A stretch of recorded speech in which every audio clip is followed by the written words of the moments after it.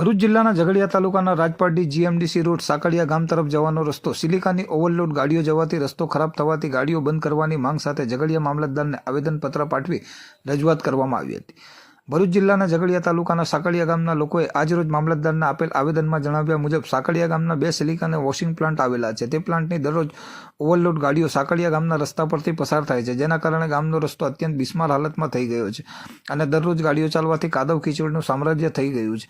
બાળકોને સ્કૂલે જવા મજબૂરીમાં કાદવ કીચડમાંથી પસાર થવું પડે છે। બાઇક લઈને બાળકોને સ્કૂલે છોડવા જતા કાદવ કીચડના કારણે ઘણીવાર નીચે પટકાયા છે। તદુપરાંત ઓવરલોડ ગાડીઓને કારણે પીવાના પાણીની પાઇપ વારંવાર તૂટી જાય છે। મોટા ખાડા અને ગટરો જેવા રસ્તો થવાથી અમારું પોતાનું વાહન ઘરે પાર્કિંગ કરી શકતા નથી, ઘરથી દૂર મૂકવું પડે છે, જેથી અમને વાહન ચોરી થવાની ચિંતા પણ સતાવે છે। જેથી સિલિકા પ્લાન્ટના માલિકોને ખિસ્સા ભરવાની અંદર સામાન્ય જનતાને મુશ્કેલીનો ભોગ બનવું પડે છે। સિલિકાની ગાડીઓ ગ્રામજનોના રસ્તા પરથી બંધ કરવામાં આવે એવી માંગ આવેદનપત્રમાં કરવામાં આવી હતી।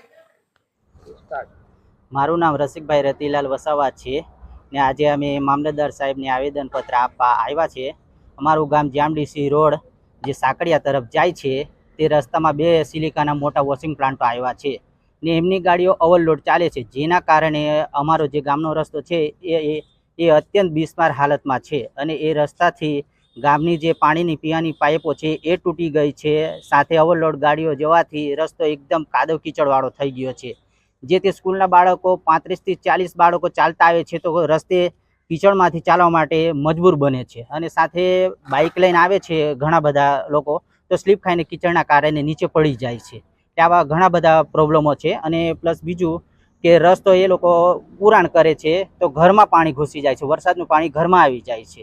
એવી રીતના અમે મામલતદાર સાહેબને આવેદનપત્ર આપ્યું છે કે આ જે સિલિકા વોશિંગ પ્લાન્ટના માલિકોના ખિસ્સા ભરવાની અંદર સામાન્ય જનતા જે મુશ્કેલીનો ભોગ બની રહી છે તો એમના માટે આ જે ગાડીઓ ચાલે છે ગાડીઓ બંધ કરવામાં આવે એવી અમે મામલતદાર સાહેબને અપીલ કરી છે।